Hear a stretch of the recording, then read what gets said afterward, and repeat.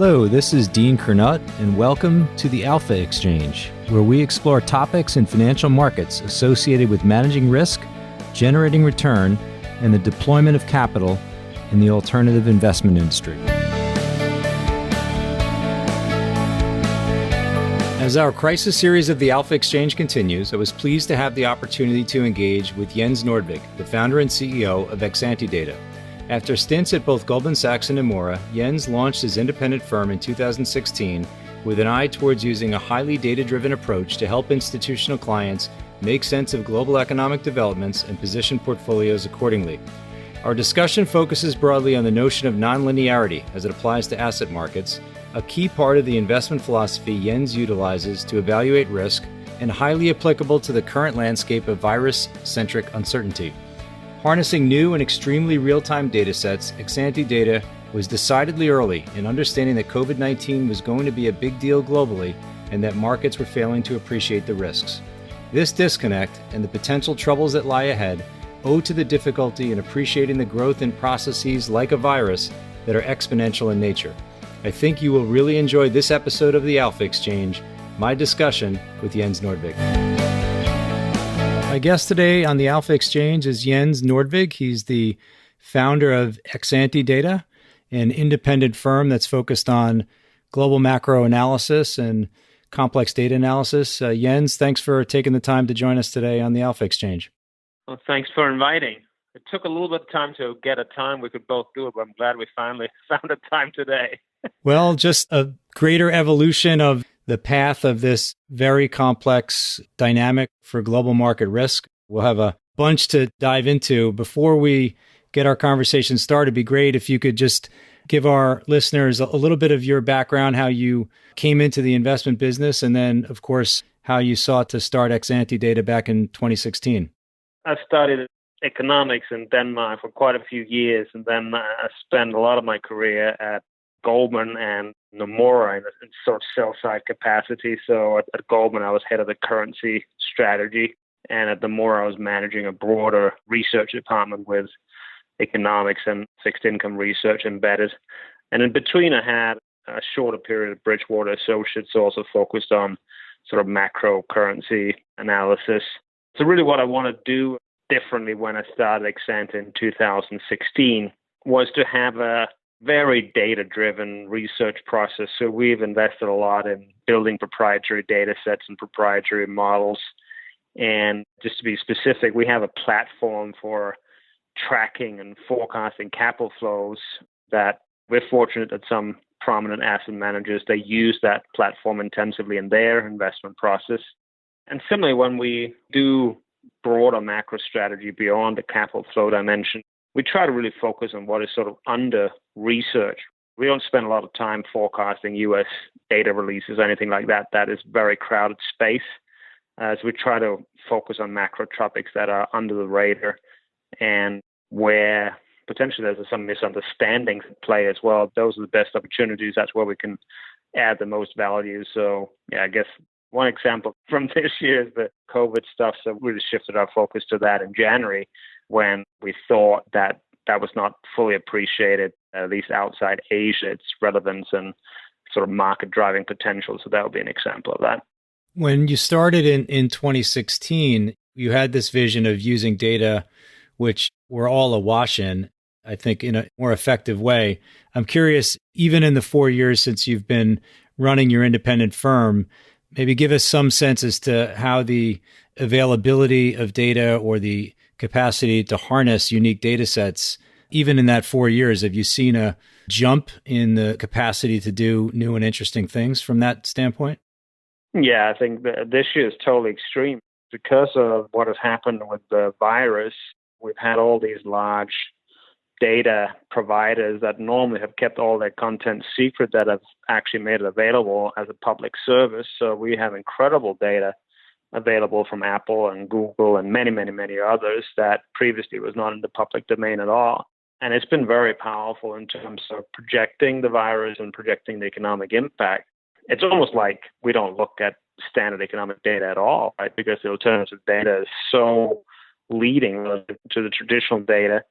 And on some of these specific things that we want to measure in relation to the virus, you literally have not just a sample of information, you just have the whole population. So it's just vastly superior to what you would get from traditional statistics. That is just a small sample that has all kinds of issues associated with it. That's incredibly interesting. And I think it speaks to just the perhaps increasingly competitive nature of the business of managing money effectively, just the extent to which market efficiency is based on not just, as you say, the traditional data metrics, but increasing availability and then capitalizing on understanding new and complex data series. So we're going to talk a lot about COVID, but I think just as we dive into that, I just would be curious in your deep background in global macro. I always like to ask guests if there were specific events on the risk front that helped really define their philosophy around global macro risk events. And I see in some of your materials and how you think about markets, a focus on nonlinearity, a focus on the breakdown of correlation regimes. I'm curious if you can expand on your thought process there and if there are specific events in the past that helped really create that philosophy for you. I'm thinking about the Euro crisis in 2010, 2011, 2012. I spent like an incredible amount of time thinking about the Euro crisis and future of the Euro and so forth. And did a lot of modeling also where we used peripheral spreads as a key driver.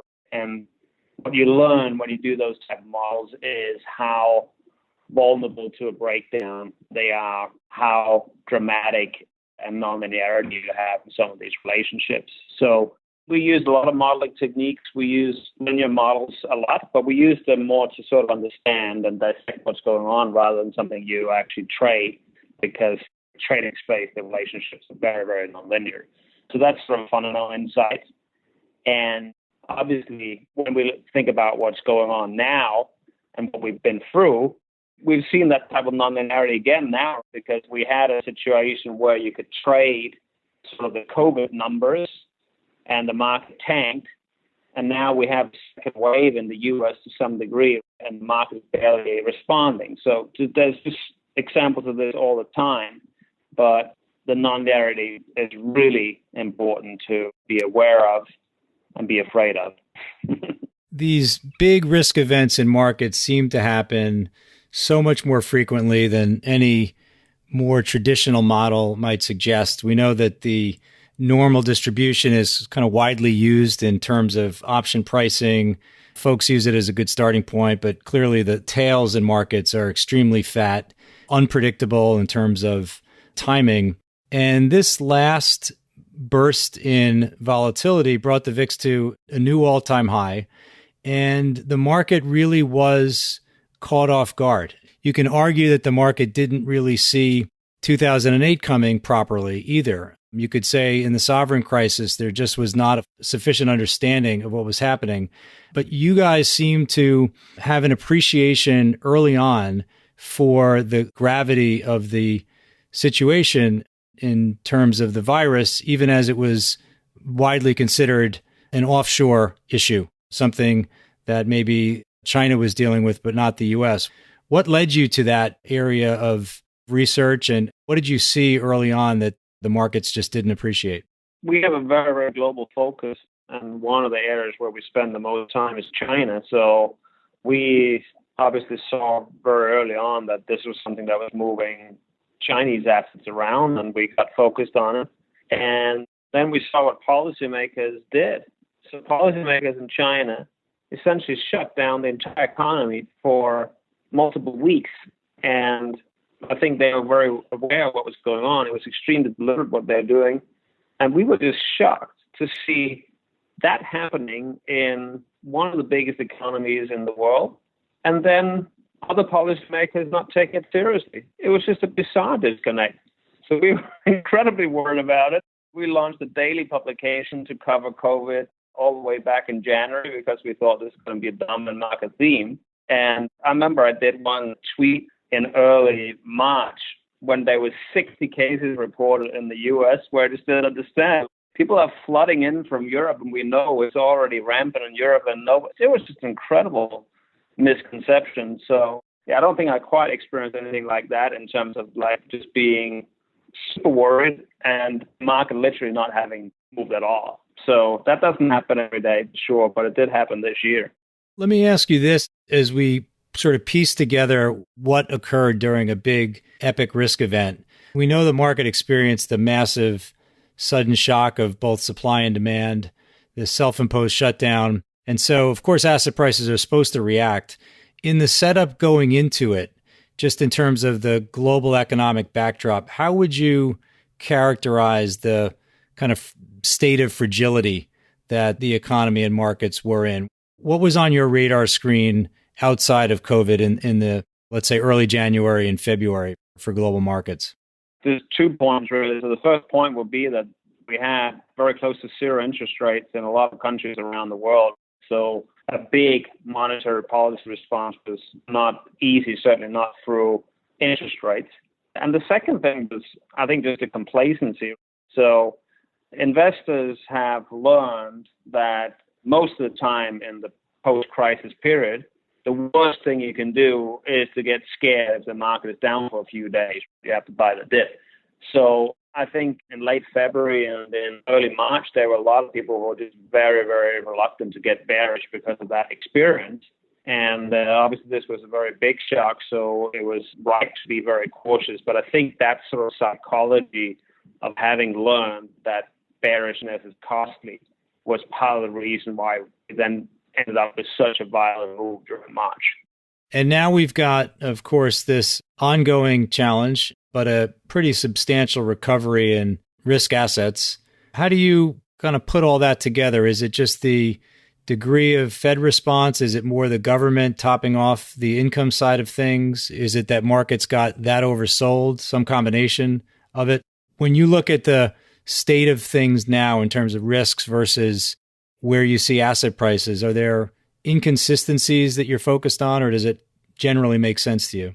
Like a lot of people like to discuss these letters that you can attach to the type of recovery. We have V, U, L, whatever it is. And I think we do have right now something that looks like a V.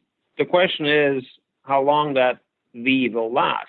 And I think some of the work we've done in the last couple of weeks have a lot to do, okay, if we have some real problems in places like Texas and Florida, how important is that in the context of the places, New York, New Jersey, other important economic states reopening? And what you generally find if you sort of do that math is that it has to be very, very dramatic in those southern states for it to sort of derail the V in the short term. But once the V has progressed and we've had the reopening in New York and so forth, then I think by August, it's going to be very different. And that's also the time when we will have to see whether the phase 4 stimulus has been put in place in a way that really shields income and consumption. And I think that's very, very different. So extrapolating the V into that period, I'm certainly not willing to do. We'll have to be very precise about what stimulus is actually coming through, whether it's sufficient, and obviously evaluate how far asset prices have moved. But normally when you have a recession, and I'm not sure you can even call this a recession because it's been such a quick period, but normally when you have a recession, you have some serious tension in the credit market.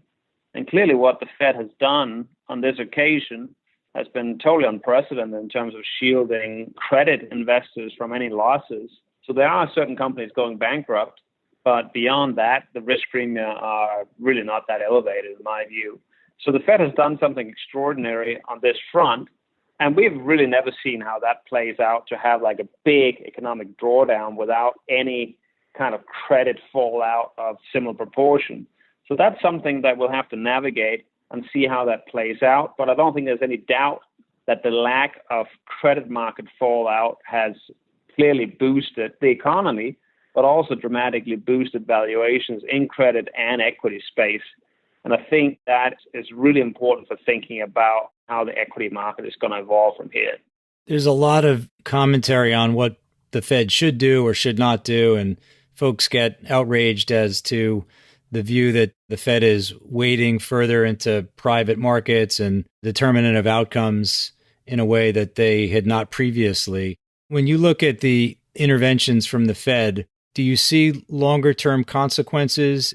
Are they on the right path here in terms of trying to work through this incredibly difficult period, not just for markets, but of course for the broader population? Are there any side effects that you're concerned about? The Fed's job is to essentially keep people employed if it doesn't generate any inflation. So from that perspective, it makes a lot of sense for the Fed to be very, very aggressive. And I think in terms of the specific things they announced and the timing of them, I think they did a fantastic job in terms of avoiding market meltdown, dysfunction in the market, and so forth. I think the best example is probably like when bonds started to sell off, the QE amount was so enormous that it only took a few days for them to really regain control of the bond market. But the question is whether there's going to be a price to pay, because we are front-loading the asset returns and we are generating a lot of liquidity, and it's clearly influencing credit. It's clearly influencing equities.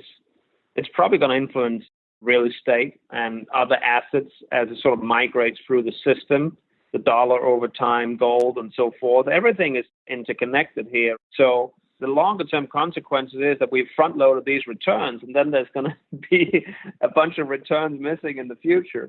Obviously, what the Fed is doing is not just something that is a total zero-sum game, because if they can avoid the economy being damaged, then there is a net gain to be had, and therefore it's the right thing to do. But it does leave the question about, okay, the people who are going to save in the future, what kind of returns are they going to be facing? And this is an area where we're moving into unprecedented territory, really. One of the things is so interesting about these big risk events is that you get some massive shock, asset prices fall really fast, the VIX skyrockets, and it seems to demand some intervention from the central bank at each turn. And that intervention seems to be even larger in scale and scope. And now you have a situation where in order to try to help clean up the mess, the government is going to be issuing more debt than ever in terms of the deficits that will run. So the Treasury's financing needs are through the roof. And they're issuing this paper at the lowest rates we've really ever seen.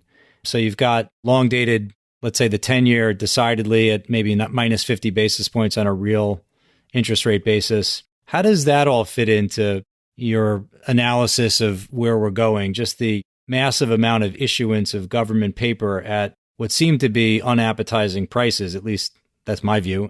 How do you sort of fit in the supply side of paper into the mosaic of risks? I think in these situations, it helps to study a lot of different economies around the world. So Japan is a country that has had a large fiscal deficit for many years, have a very large government debt, has really never had any issues selling that debt. And it's very interesting to sort of look at actually what Japanese investors are doing right now. So we spend a lot of time on a day-to-day basis tracking capital flows. Japanese investors have been big buyers of U.S. fixed income this year, including very recently after the bond yields reset to very low levels, way below 1 in nominal terms on the 10-year. They're still buying. So they have an experience of having lived with close to zero bond yields for a sustained period of time. And they're okay with buying these bonds. So I think that tells you something. It tells you something that we can be in a very, very low yield environment for a very long period of time, unless something totally fresh happens on the inflation front.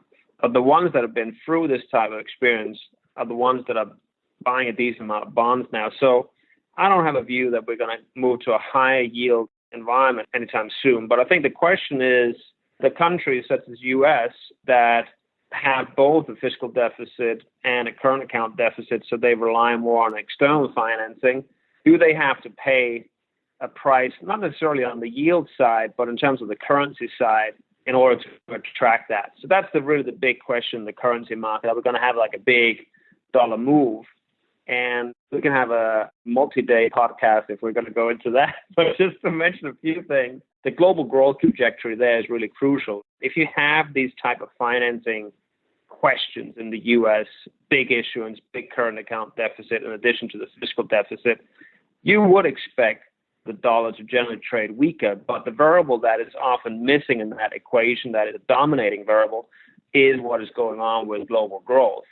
So in a rising global growth environment, the dollar then does tend to weaken if you have those domestic issues as well. And therefore, it is absolutely crucial for the dollar whether you have something that smells like a sustained recovery globally. That is going to be the dominant driver of the dollar and really the determining factor as to whether you're going to have a big structural dollar move over the next year or so as a function of the policy shifts we've seen. You and your team spent a lot of time on China, and at different points in time, the currency relationship has been pivotal. There's been, at times, really strong correlation between changes in CNH and VIX. We had that period in 2015 that imparted quite a shock to the risk spectrum. What's your view on that, just in terms of U.S.-China tension from a leadership standpoint, the trade tensions? How should we think about that currency relationship? Are there underappreciated aspects of that risk that you guys see and are focused on? Well, so we're definitely very focused on that. We've had real-time models of capital flight from China that we've been using and have been very helpful to understand what's going on in China since 2015, really. I think the message from those models this year is that while the virus started in China and we had a lot of tension around China, we never got to a point where there was dramatic capital flight from China, and the currency has been relatively stable. So the big ups and downs in the currency have really been a function of trade tension that now appears to be on hold. But nevertheless, I think the key thing to watch is whether we can have an escalation in that trade conflict. And the one thing that is, I think, a concern in that regard is what's happening in sort of U.S. politics. So we have a president now that is facing deteriorating opinion polls. And therefore, I think there's an increasing probability that various policy initiatives will be tested to try to turn the tide on those polls. And you have to question whether the China attack could be one of the ways to turn that tide. And that would then be a major risk for dollar CNH and potentially for global equity markets. So I'm not saying this is a central case, but it's certainly a risk factor to be very aware of and potentially hedge for. Of course, China is included in EM, and it's the biggest one, but there's a whole spectrum of emerging market countries out there, perhaps not with the same firepower as a U.S. central bank or U.S. fiscal response. What's your take on the health or the risks in EM in a COVID world? What areas of the globe concern you? Who's doing well in terms of combating the COVID crisis? I have certain client discussions where if I use the term EM, people will say, can you stop talking? Because they don't want to have you talk about EM as like a one asset class. And I make that mistake sometimes myself. But I think especially this year, the differentiation within the so-called EM universe is just incredible. We have countries such as Taiwan, South Korea, where their management of the virus has been world-class. They've avoided a big hit to their domestic demand as a result of that, and therefore there are some very good reasons for them to see outperformance.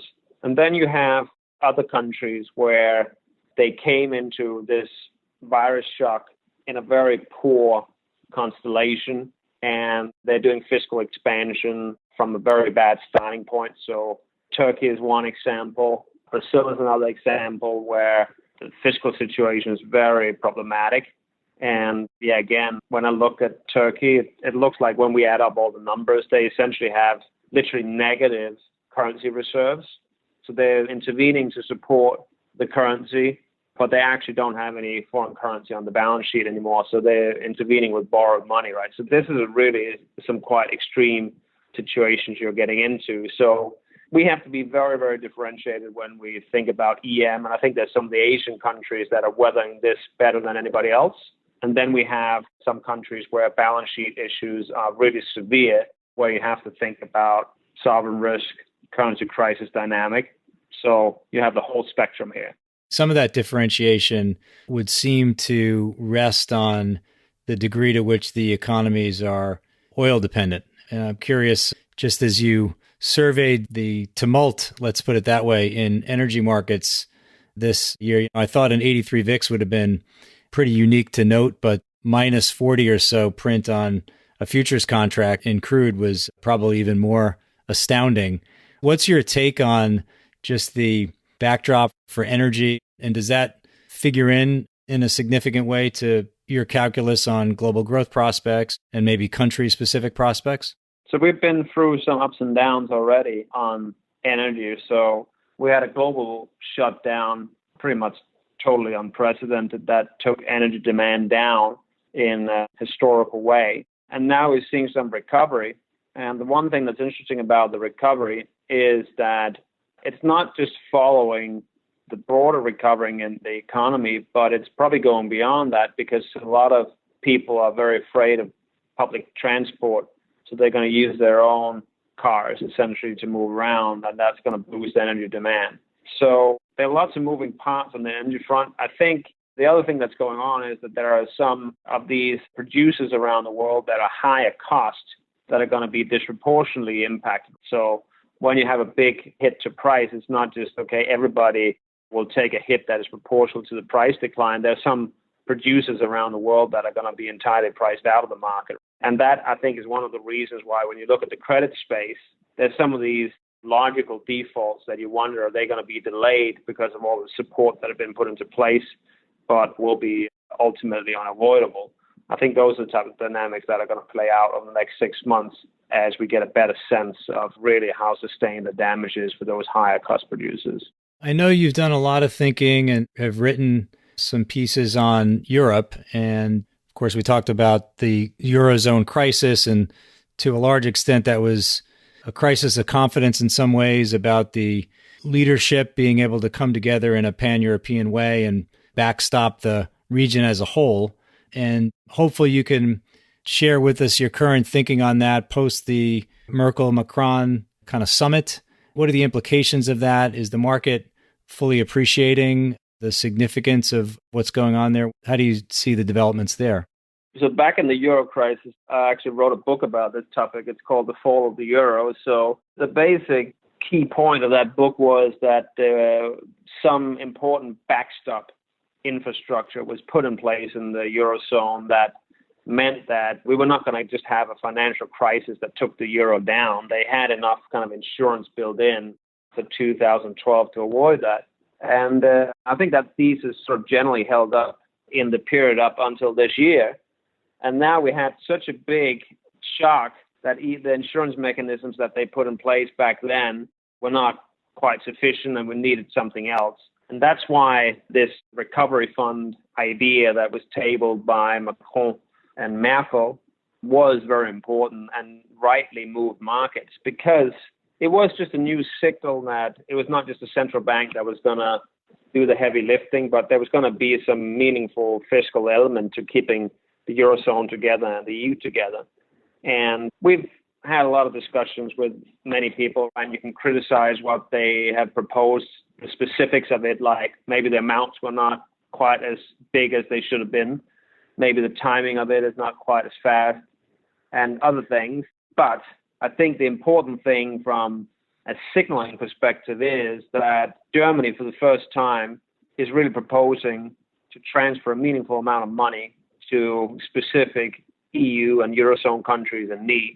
And that's a big shift for the most important economy and the most important political power in Europe. And therefore, I think it's something that's relevant for how spreads are going to trade in Europe, how the Euro stocks are going to trade. And we've seen some of that since May 18. And now we have some important summits pending where we'll see if it's going to be formalized in a way where we can get some more sustained moves out of it in the market. I remember when Draghi was in his last month or so, he had a pretty important public appearance, and he must have used the word fiscal many, many times in terms of trying to create the conditions for the handoff, so to speak. And maybe it seems that every central bank would love that, to be able to try to take away some of the extraordinary policy accommodation that's become almost normal these days. But do you see a scenario in which the fiscal takes on more and we're not with a negative 50 basis points or even lower deposit rate for the ECB? Is that a scenario that is in your sort of potential outcomes? Do you see that as possible?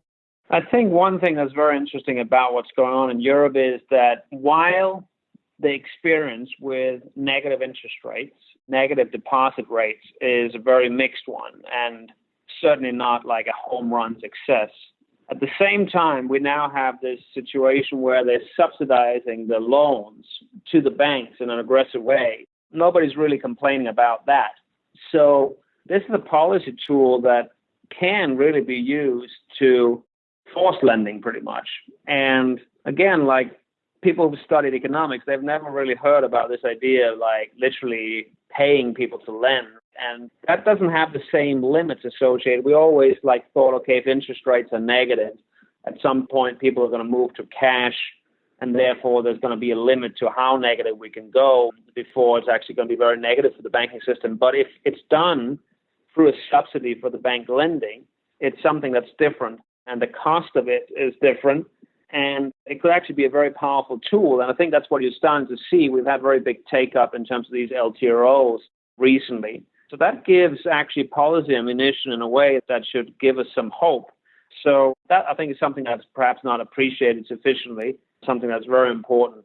And now I'm afraid I forgot to answer part of your question. So please repeat it if I can ignore half of your question from before. It was really about an environment in which the monetary essentially ceded some of its influence and the degree that it was operating to the fiscal. Obviously, in Europe, you still have a very complex setup where you have fiscal policy in different countries. They're trying to centralize a part of it now in the EU budget, but still only a relatively small part. So I would say that debate is more of a debate for big unified countries such as the United States, the UK, Japan, where we've seen it in all those economies. You have fiscal expansion go hand in hand with the quantitative easing or other forms of liquidity injection. So the line between fiscal policy and monetary policy is definitely getting more and more blurry. And I think now a lot has to do with, okay, what's the time frame over which these policies will be maintained? If you're maintaining these types of interaction between monetary and fiscal, then you really have a more sort of explicit form of permanent monetization. And obviously, a lot of people have been warning about inflation as a function of QE since 2008, and everybody who's been warning have been wrong. But we are trying it on a scale that we've not tried before. And as I said a little bit earlier on, certainly for asset prices, it's something that's highly relevant. It's going to take a long time, I think, before it migrates into goods price inflation. But we are getting to quantities where you have to think about those issues being potentially in play. So that's something that's very interesting, something we've not really been facing anytime before. So each crisis creates some new questions, and that's really one of the big ones that is on the horizon. Not for tomorrow, not for the next couple of weeks, but if you think a year or two ahead. Yeah, that's been an asset that really hasn't delivered for years and years, is being long some breakout in inflation. And I think it's a great and open question. And as you point to, the degree of policy response necessarily is enormous, even by 2008, 2009 standards. So it's a open question as to where things will go. This has been a great conversation, and I wanted to see if we could wrap it up, kind of going back to where we started and where some of your firm has really differentiated itself in terms of focus, which is on COVID. As we're in this period where the U.S. is trying to reopen, and there's definitely some unwelcome data. As you think about the next couple of months, what are the things we should be watching in terms of developments? Are there sort of markers that would make you feel especially good or optimistic? And then on the opposite side, what would you worry about when it comes to the reopening and COVID? So I think in the next few weeks, we can be very confident that we're going to have a significant acceleration in cases in places like Texas and Florida, because the behavior that has generated the outbreak we've seen over the last couple of weeks, which is not just about testing, that some people say it's not just about testing, it's a real outbreak. That behavior has not changed yet. And there's a lag between behavior and cases. So it's kind of baked in the cake that we'll have further acceleration for the next 2 to 3 weeks. So then the big question is, okay, are we going to start to see behavior change in the next couple of weeks, which will then translate into a different trajectory in July? And we've looked at a lot of alternative data. Some of the data that we find most helpful are some specific metrics of restaurant activity. That's a form of behavior that is relevant, and it can be used as a proxy for how relaxed the population is overall. So I would expect those indicators to show more caution in the next couple of weeks, and that then should take the transmission rates down, and then we can have a more controlled growth in July. But if that doesn't happen, then it's going to be a big wave, and then I think the hospital pressure will become relevant. Hospital pressure is already increasing from a low level, but increasing fast. And I think we've all learned, including policymakers now, that processes that are exponential in nature, you really have to be careful about looking at a level of the variable now. When there's some exponential growth in play, that level could look totally different in 2, 3, 4 weeks' time. So watching whether behavior changes now in the next few weeks is crucial. I think people will get scared. I think people will start to be more cautious, in which case it's going to be a more moderate growth that the hospitals can cope with more easily. But that really is a crucial differentiator between getting into a situation where we face a dramatic problem or a manageable problem by the end of July. Outstanding framing. And of course, we come back to the nonlinearity aspect of it, which is especially vexing. Jens, I wanted to thank you very much for your time today. This was an excellent discussion, and congrats on the success of your firm. Thanks so much. You've been listening to the Alpha Exchange. If you've enjoyed the show, please do tell a friend. And before we leave, I wanted to invite you to drop us some feedback, as we aim to utilize these conversations to contribute to the investment community's understanding of risk. Your input is valuable and provides direction on where we should focus. Please email us at feedback@alphaexchangepodcast.com. Thanks again, and catch you next time.